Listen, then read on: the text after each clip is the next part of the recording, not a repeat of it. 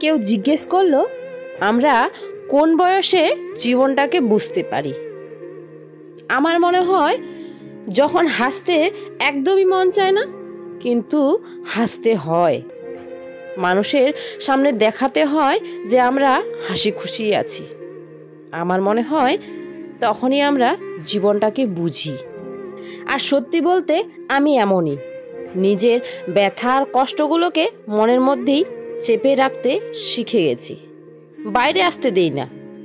তার জন্য সবাই বলে আমার লাইফ সবার চেয়ে সুন্দর আর হাসি খুশিতেই ভরা, কিন্তু শুধু আমিই জানি সত্যিটা কি, আমার লাইফে চলছেটা কি।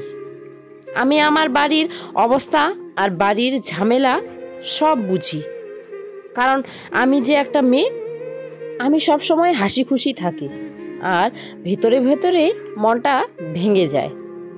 একটা মেয়ে হওয়া সহজ নয়, লাইফে জানি না কত রকম অ্যাডজাস্টমেন্ট করতে হয়। জীবনটা নিজের মতে না, সমাজের চিন্তাধারা অনুযায়ী, তারপর মা বাবা শ্বশুর শাশুড়ি স্বামী সন্তান তাদের হিসাব অনুযায়ী বাঁচতে হয়। পরিবারের খুশির জন্য নিজের ইচ্ছেকেও বিসর্জন দিতে হয়। প্রতিদিন মানুষের সন্দেহ ভরা নজরের সাথেও লড়াই করতে হয়। জীবনে যদি কিছু করতে চাও তাহলে হাজারটা অর্থহীন প্রশ্ন ওঠে, আর ওই অর্থহীন প্রশ্নগুলোর জন্যই কখনো কখনো নিজের স্বপ্নটাকেও জলাঞ্জলি দিতে হয়। জানো বন্ধুরা, এই নিয়ে আমি 3টা ইউটিউব চ্যানেল, মানে 2টো বন্ধ করে দিয়েছি, আর এটা লাস্ট চলছে আমার, এটাই আমার শেষ হবে। এটাই হলে হবে, না হলে এখানেই শেষ আর কি।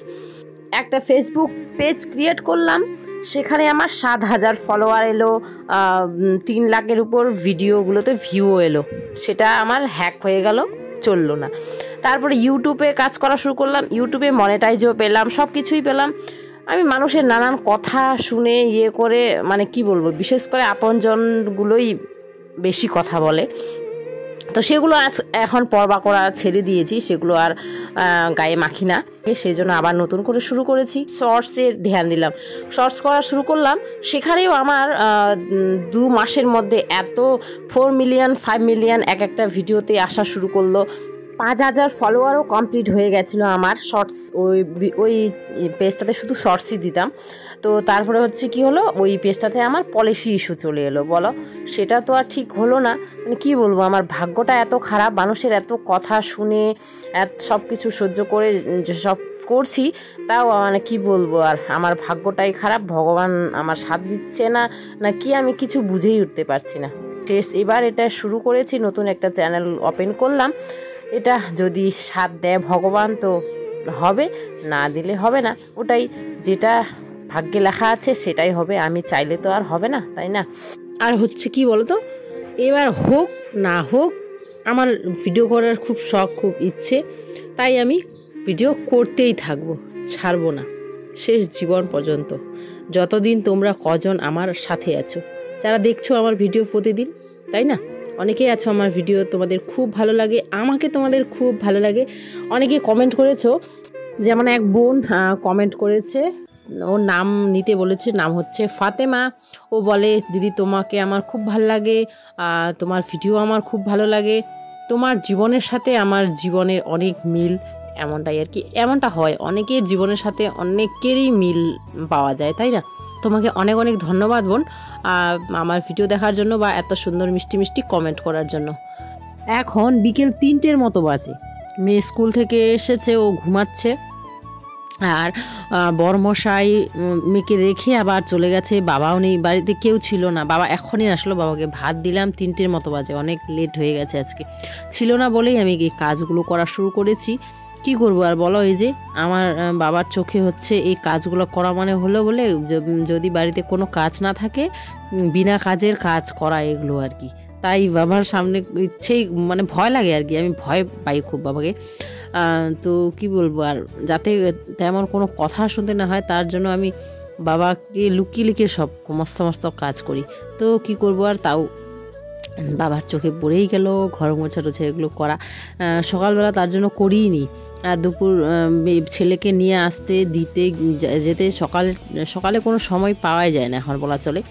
বাড়ি ওকে রেখে এসে সাথে সাথে রান্না বান্না সারতেই আবার ওকে নিয়ে আসার টাইম হয়ে যায়।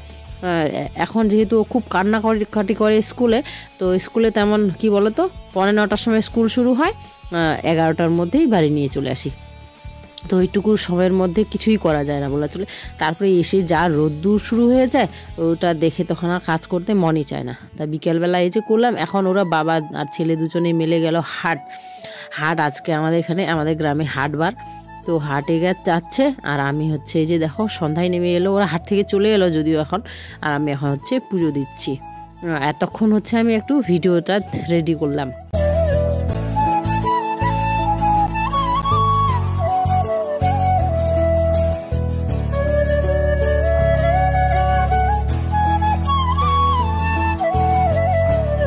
সত্যি কথা বলতে আজকে সকাল থেকে না কাজ করার এক তো মন ইচ্ছে করছিল না, রোদ্দুরটা দেখি বিশেষ করে। আর ছেলের কান্নাকাটি এগুলো দিয়ে মন মেজাজও ঠিক ভালো নেই আর কি। ওর জন্য খুব কান্নাকাটি করে, ভয় পায়, চিনে না, অচেনা অজানা মানুষের কাছে হঠাৎ করে এই ফার্স্ট, তাই না বলো?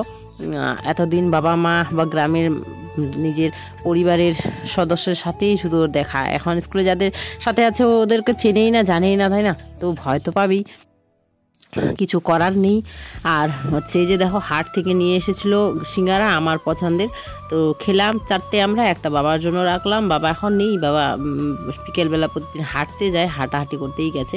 তো বিছানা আজকে কি বলো তো, সকালবেলা বেডশিটটা তুলেই রেখে দিয়েছিলাম, হ্যাঁ ধোয়ার ইচ্ছে করছিল না কাচার। তো দুপুরবেলা আবার সকালবেলা পাতলাম নতুন ধোয়া বিছানাটা, দুপুরবেলা আজকে বিভূষণা কেন জানি না শিশু করে দিয়েছে। তো তারপরে হচ্ছে আবার যেটা ধুয়ে দেওয়ার ছিল ওটা পেতে দিয়ে ওভাবেই শুয়েছিলাম, ওগুলো এখন তার জন্য বিকেলবেলা ধুয়ে দিলাম, প্রেস করে দিলাম। তখন তো আর রোদ্দু নেই, তো শোকটা কী করে বের করে দেবো, কি বলে আগামীকাল বের করে দিব। হচ্ছে ওই যে একদিন বিছানাটা ধুতে মন চায়নি রেখে দিয়েছি, আবার একটা জুড়ে গেল। কাজ করতে না চাইলে আরও বেশি কাজ মনে হয় বেড়েই যায়, এমনটা হয়। তো কি বলে এখন এই যে ভাত বসিয়ে দিলাম, রান্না করব আজকে হচ্ছে বাসকচু। বন্ধুরা এই যে দেখো, আমি খেতে খুব ভালোবাসি, কিন্তু যখন পায় তখন নিয়ে আসে, আর যখন পায় না তখন কি করে আনবে, তাই না? ছোটোবেলা থেকে খেয়ে অভ্যস্ত। আমাদের বাড়িতে কত হতো, কি বলবো, এত হতো আমাদের বাড়িতে। যেই জায়গাটা আমাদের মুরগির হ্যাজারিটা আছে অনেকেই দেখেছো, তো সেটা তো আগে ফাঁকা ছিল, গাছপালা ছিল, তেমন শাকসবজিও করতাম না ওখানে। পরে সব পরিষ্কার করে শাকসবজি করতাম আর কি। তখন ওখানে যখন জঙ্গলে ভরা ছিল তখন খুব হতো। এই বাসকচুগুলো কিন্তু জঙ্গলেই বেশি করে হয়, তাই না? যে মাছ নিয়ে আসে হাট থেকে, তো মাছ দিয়েই এই বাসকচুটা রান্না করব বন্ধুরা।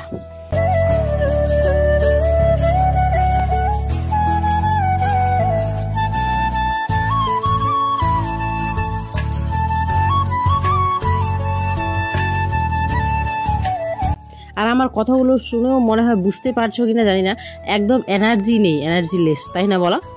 আমার কেন জানি না ইচ্ছে কেমন, শরীরটা ভালো নেই, তার জন্যই বিশেষ করে মনে হয়। তো তাই আর কি, যেহেতু একটা কাজ করছি সেটা তো আমাকে করা লাগবে, তাই না? তাও তো আমি একদিন পর পর ভিডিও দিই, তেমন চাপ নেই বলা চলে, কিন্তু এত কাজের মধ্যে আর কি এটাই ঠিক। কিন্তু এর আগে যেগুলো ইউটিউব আমি করতাম, চ্যানেলগুলো খুলেছিলাম, তখন আমি প্রতিদিন ভিডিও দিতাম, তখন খুব টাফ হয়ে উঠতো। এখন ঠিক আছে, একদিন পর পর দিলে নিজের উপরে চাপটাও বোঝা যায় না, আর কাজের কাজটাও হয়ে যায়, তাই না? আমার ইচ্ছেটাও পূর্ণ হয়ে যায়, বেশি চাপও মনে হয় না। তো যাকে বন্ধুরা, আজকে ব্লগটা এখানে এন্ড করলাম। সবাই ভালো থেকো, সুস্থ থেকো।